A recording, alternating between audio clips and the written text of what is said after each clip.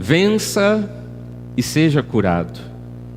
O texto de Provérbios 4, versículos 20 e também o 22 diz: Filho meu, atenta para as minhas palavras, aos meus ensinamentos inclina os ouvidos, porque são vida para quem os acha e saúde para o seu corpo. A palavra de Deus se constitui saúde e cura para nós.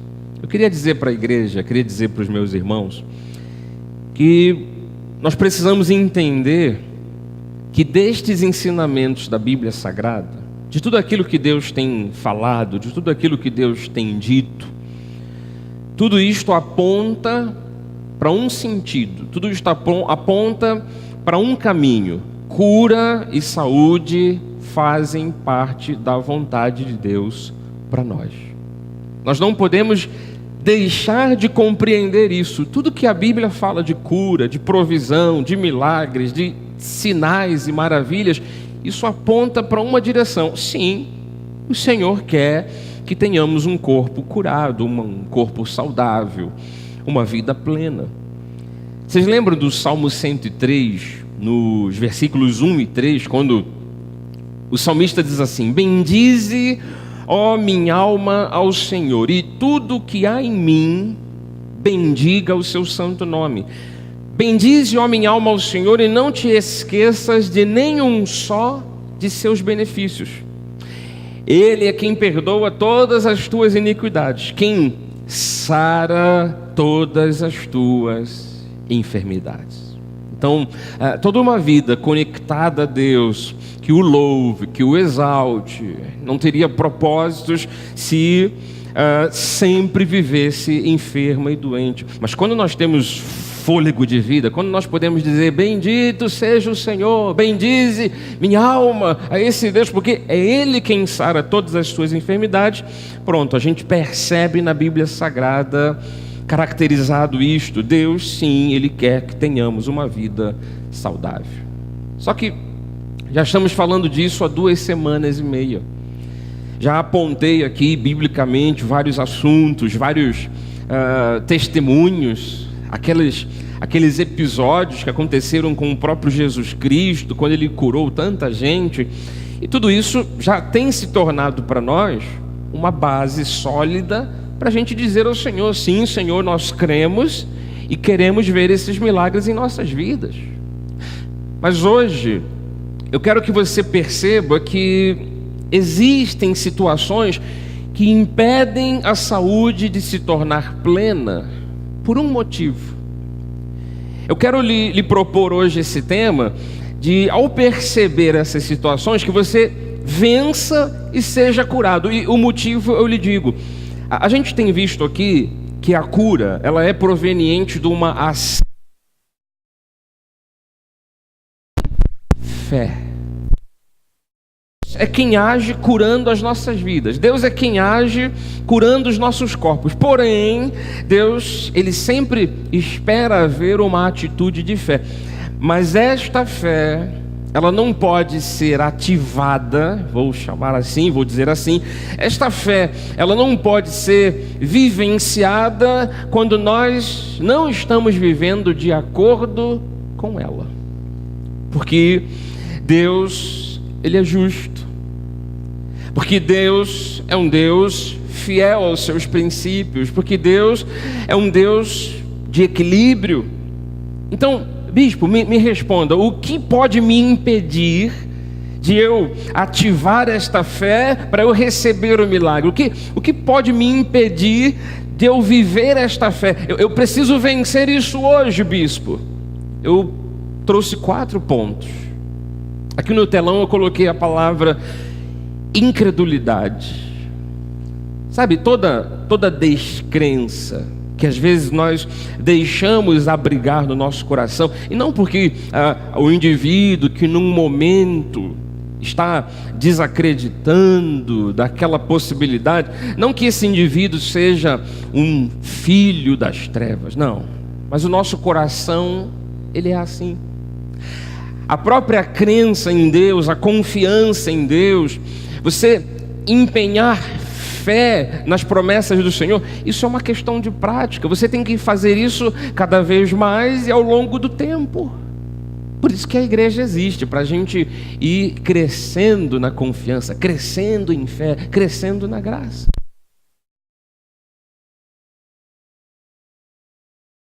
De uma descrença que pode ser uma barreira para eu chegar na cura. Porque Hebreus 3,12 diz: tende cuidado, irmãos, jamais aconteça haver em qualquer de vós perverso coração de incredulidade que vos afaste do Deus vivo. Em tese,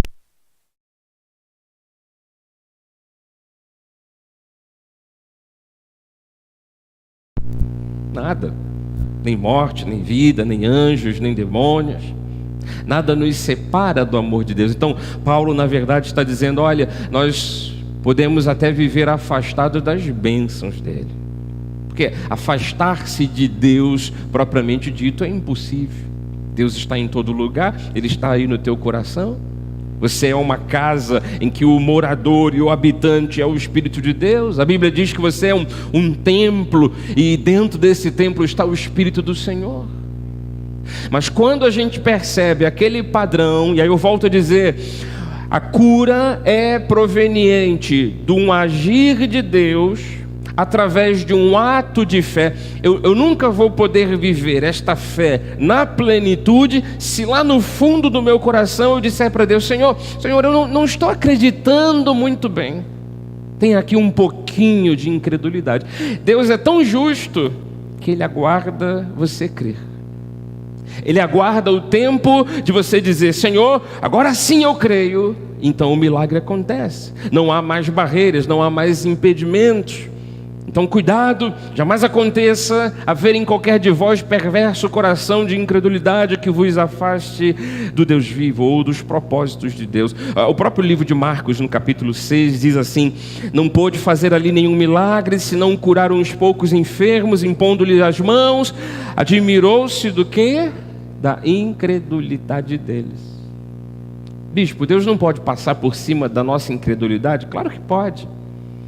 Aliás, eu até percebo que de vez em quando Ele passa, porque às vezes uma pessoa não tem nenhum tipo de crença, de confiança, e a misericórdia, aquele agir emergencial de Deus vai lá na vida da pessoa e a limpa e a cura. Mas não é comum, repito, não é comum Deus fazer isso. O comum é Deus manter a justiça.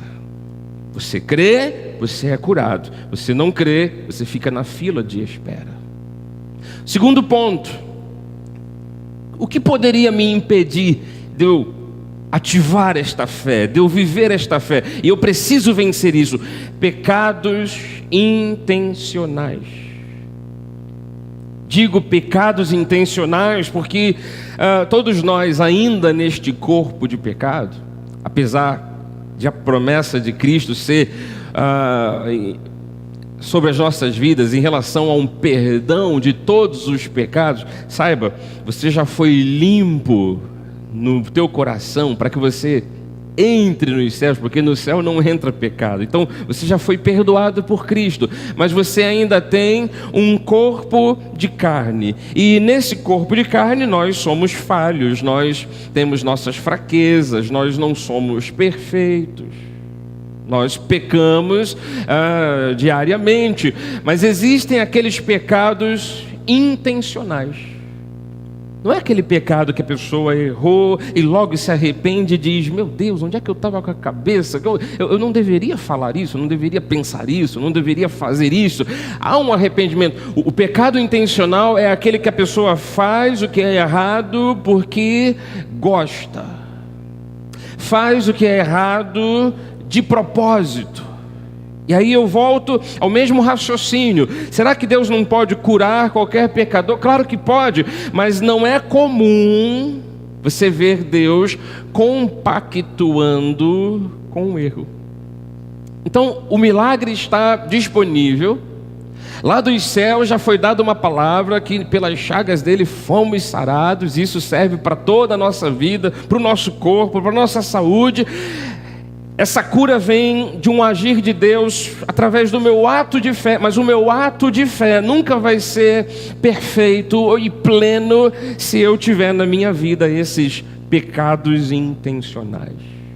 O livro de Provérbios 28 diz assim: o que encobre as suas transgressões, aquele que desculpa aqui a expressão, mas popularmente dizendo, aquele que abafa o caso, abafa, esconde. O indivíduo tem um pecado, tem uma conduta, ele tem uma índole, ele até sente um gosto naquilo, ele tem um certo prazer, e ele diz: não, eu não vou esconder isso de Deus, até porque Deus vê tudo, mas eu também não vou desistir de ser desse jeito. O que encobre as transgressões jamais prosperará. Mas olha como tem uma solução dada por Deus. Olha como tem uma resposta, um caminho em que você consegue acertar os teus pés nos trilhos da vida. O que as confessa e deixa, alcançará cura. Eu estou aqui já trocando as palavras, mas às vezes há um empecilho, às vezes há uma barreira. Eu é que preciso vencer essa barreira, eu é que preciso vencer esse elemento impeditivo, e é às vezes por conta de uma teimosia minha. Mas quando o indivíduo diz: Senhor, realmente eu estou arrependido disso que eu insistia em fazer, eu não quero mais, eu deixo isso de lado. A partir do momento que você deixa, você alcança misericórdia. O terceiro ponto desses 4 que eu quero mencionar: a falta de perdão. Há quem diga que pela própria falta de perdão a pessoa já adoeça por dentro, não é? E Deus é o nosso grande exemplo, porque você sabe que o ser humano, ele já nasce debaixo do pecado. Se a gente fosse comparar, por exemplo, o destino daqueles que vão ao inferno, é como se toda a raça humana já nascesse destinada ao inferno. O que Deus fez foi tirar alguns desse destino. Fez isso com você, comigo. Então, a raça humana já nasce destinada ao inferno, ou indo por um caminho ao inferno. E aos que Deus predestinou, aos que Deus escolheu de antemão, Ele vê o indivíduo indo e Ele pinça esse indivíduo, né, do caminho da perdição. Então há quem diga que só a própria falta do perdão já gere doenças e etc, né? Porque a gente tem em Deus o nosso grande exemplo. Se nós deveríamos ser condenados à perdição eterna, Deus fez o quê? Ele se fez homem, veio aqui, Ele nos perdoou dos nossos delitos, Ele foi à cruz, morreu em nosso lugar, e esse foi o grande exemplo de perdão por toda uma raça humana que havia o ofendido. Quem somos nós para não liberarmos um perdão sobre a vida de alguém que nos prejudicou, que nos fez mal, que nos magoou? E o livro de Marcos, no capítulo 11, ele fala inclusive da urgência que há no perdão. Olha que texto intrigante, né? Marcos 11, 25. Quando estiverdes orando, eu vou parar aqui na vírgula só para dizer uma coisa. A gente louva a Deus, a gente adora a Deus, a gente agradece bastante. Temos essa cultura na nossa mente, né? Agradecer por tudo. Mas quando a gente para orar ao Senhor, geralmente nós estamos orando para pedir alguma coisa a Deus, certo? A gente para orar a Deus, a gente tem o culto de terça-feira de oração, a gente faz solicitações a Deus. Geralmente dentro dessas solicitações estão coisas o quê? Supérfluas? Não. Estão coisas urgentes. Estão coisas ultra necessárias, coisas que nós precisamos muito, precisamos para ontem, mas a gente está ali, Senhor, aguardamos um milagre, estamos orando, pedindo. Olha que coisa intrigante. Quando estiverdes orando, e aí a gente ora para pedir aquilo que a gente precisa, se tendes alguma coisa contra alguém, perdoai. Deus está dizendo aqui que é mais urgente. Você está no seu momento de oração aqui, para pedir coisas a Deus, coisas que você precisa, que carece, e Deus tem resposta e tal. Mas é mais urgente você parar, ir à pessoa, liberar o perdão, perdoar, para que o vosso Pai Celeste vos perdoe as vossas ofensas. A gente acha que é muito mais urgente a lista que a gente tem de oração. Deus diz, opa, antes disso...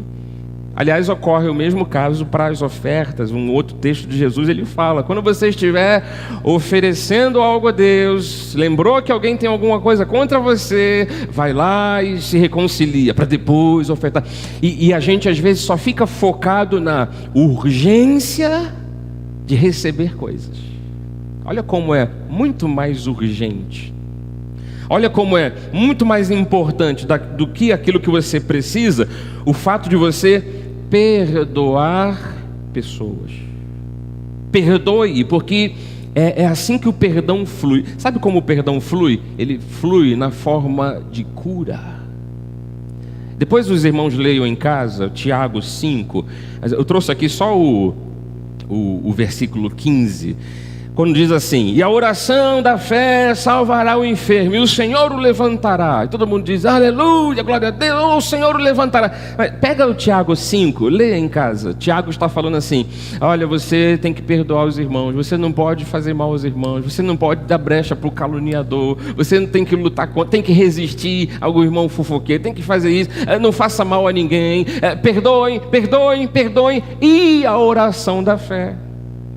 É uma sequência de um padrão que Deus tem. Quando nós perdoamos, a cura flui. E em último ponto, em quarto lugar, o que pode ser uma barreira e eu preciso vencer essa barreira para ser curado? É rejeitar, as regras de Deus. Toda e qualquer regra.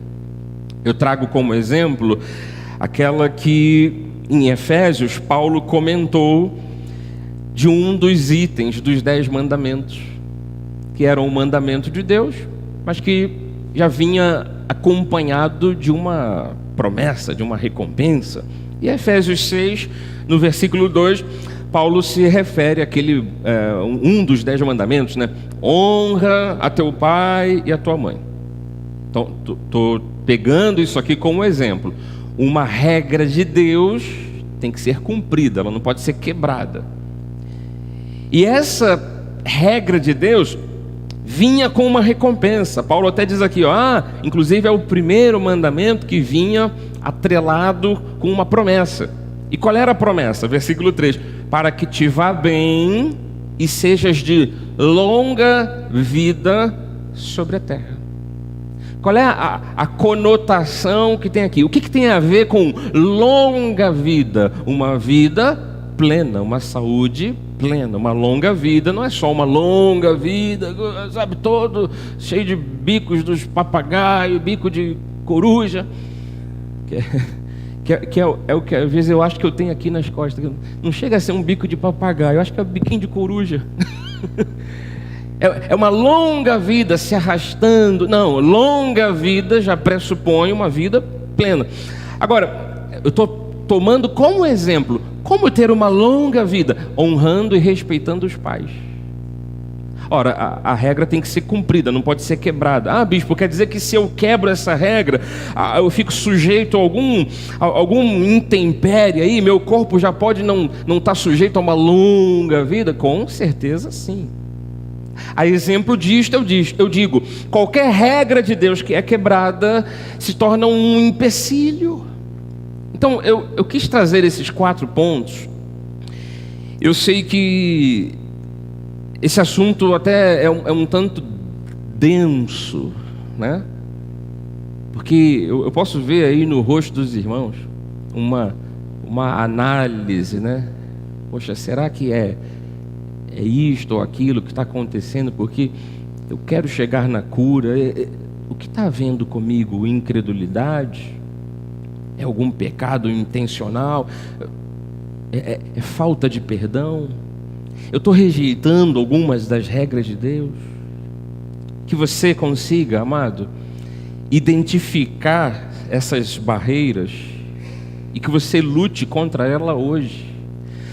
Essa bandeira que Deus está levantando, essa palavra que Deus está dizendo, é para que você identifique o que quer que seja que esteja impedindo você de ter uma ação de fé plena e diga para Deus: Senhor, eu quero ser curado, e Deus te cure, que você vença esse tipo de barreira hoje, em nome de Jesus.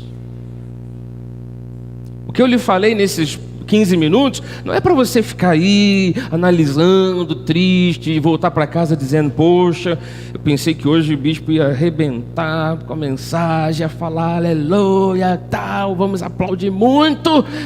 Ele falou que tem umas barreiras aí, eu estou me vendo em algumas delas. Vença isso hoje. Porque o nosso Deus, Ele é tão cheio de milagres, que Ele consegue inclusive fazer isso, nos dar o entendimento e a capacidade para a gente vencer tudo aquilo que nos impede de chegarmos no objetivo dEle. E a minha primeira frase foi essa: para tudo isso que a gente está estudando, tudo isso que a gente está vendo, aponta para isso. Deus quer a nossa saúde plena. Deus quer ver o nosso corpo curado, conforme Ele fez com o povo que estava sendo libertado do Egito e abriu os portões do Egito. Quase 3 milhões de pessoas. Eu contei aqui essa história durante essas últimas semanas. Eu li aqui um salmo, mas olha o Salmo 105:37. Quando Deus liberou o povo de Israel, daquela famosa história, Moisés é o libertador deles, eles vão em direção à terra prometida, passam pelo Mar Vermelho. Quase 3 milhões de pessoas que viviam em péssimas condições, porque da noite para o dia eram escravos. Deus fez sair o seu povo com prata e ouro, e entre as suas tribos não havia um só inválido. Isso aqui aconteceu porque Deus tinha enviado a sua palavra e os curado de coisas até mesmo mortais. Então, que Deus pode fazer um grande milagre? Pode. Eu preciso ter uma consistência de fé. Senhor, se eu tenho fé, se eu tenho confiança, eu vou até mesmo anular da minha vida aquilo que está me impedindo. E se você identificou algum desses fatores aí como um fator impeditivo, que isso seja jogado por terra hoje. O que nós temos que ter esperança é que o nosso maior exemplo de cura e de milagre está no próprio Senhor Jesus. Ele curou leprosos, Ele curou cegos, surdos, paralíticos, mudos, lunáticos, possessos, doentes de toda sorte. Ele curou à distância, Ele curou individualmente, Ele curou em grupo, curou nas multidões. Então nós temos essa esperança de cura. Eu quero vencer qualquer tipo de barreira, me posicionar em fé diante do Senhor, estar alinhado com Ele, porque como de muitas vezes Jesus perguntava, né? Queres ser curado? O indivíduo dizia: eu não sei, quando eu vou tentar me curar, me jogar na água, tem outro que vem depois, antes de mim. Quando Jesus disser: queres ser curado, que a nossa fé esteja tão alinhada, que não haja nenhum tipo de empecilho, e que a gente diga: sim, Senhor, e a cura se faça. E estes sinais podem acontecer ainda hoje.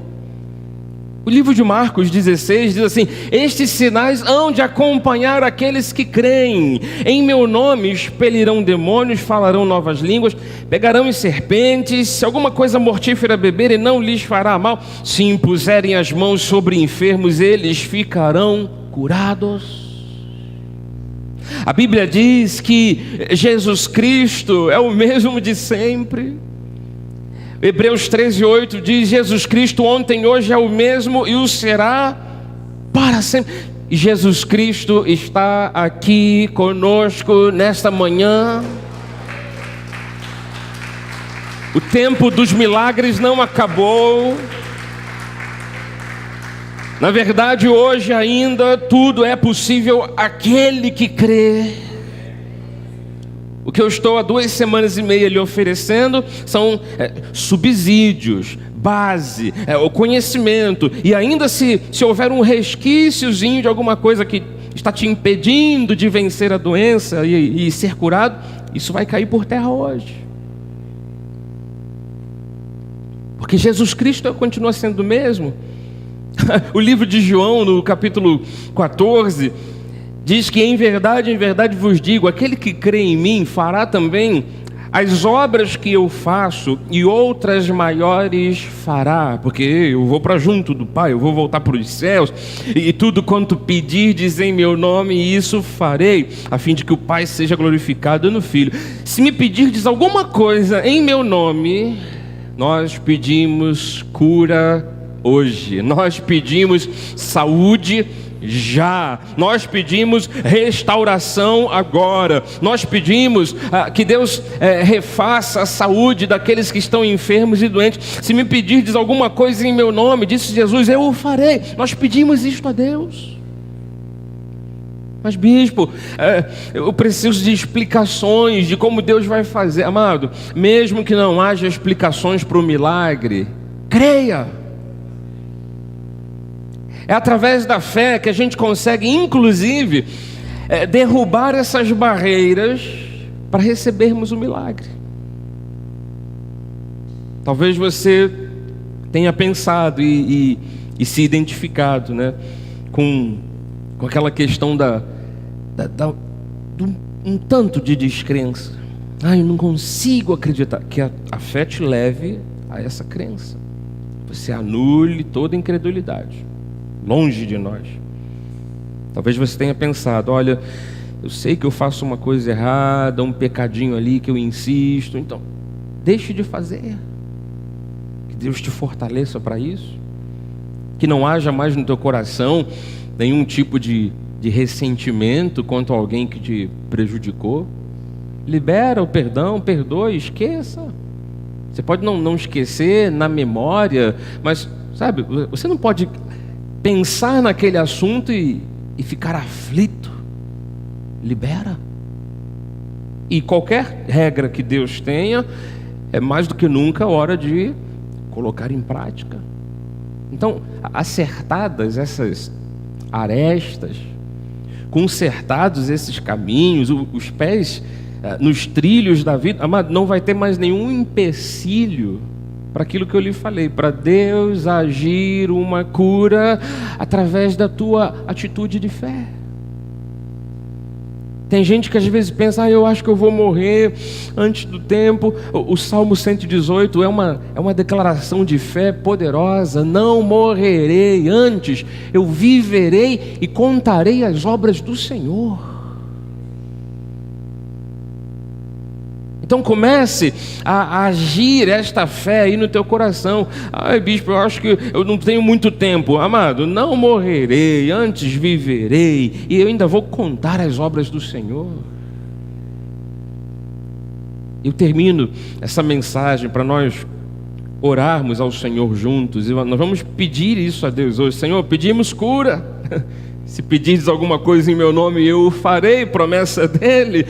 Eu vou terminar com a palavra profética de Isaías, quando 800 anos antes de Cristo, Isaías, um dos únicos profetas que anunciava o que iria acontecer como se já tivesse acontecido. Quando ele ouvia de Deus, que Deus ia enviar um Messias, que Deus ia enviar um resgatador, que Deus ia enviar alguém, ele dizia para as pessoas, olha, já aconteceu, Deus nos enviou. O homem viveu 800 anos antes dos fatos, né? Isaías 53, 4. Certamente ele tomou sobre si as nossas enfermidades, as nossas dores levou sobre si, E nós o reputávamos por aflito, ferido de Deus e oprimido. Mas ele foi transpassado pelas nossas transgressões, moído pelas nossas iniquidades. O castigo que nos traz paz. Você pode sentir essa paz aí no teu coração. O castigo que te traz paz estava lá sobre ele. Ele sofreu no seu lugar para que você tivesse paz. E pelas suas pisaduras, pelo que feriram o corpo de Cristo, pelo que o transpassaram, furaram, rasgaram o seu abdômen, por toda aqueles machucados, aqueles ferimentos, Isaías estava dizendo: nós já fomos sarados. Eu ouvi 2 améns. Fomos sarados. Da parte de Deus, principalmente por aquilo que Isaías dizia, 800 anos antes de Cristo, nós já fomos. Da parte de Deus, nós já fomos curados. Da nossa parte, o que precisa ser vencido, eu digo para você: vença e seja curado hoje, em o nome de Jesus. Assim seja, assim disse o Senhor. Vença e seja curado.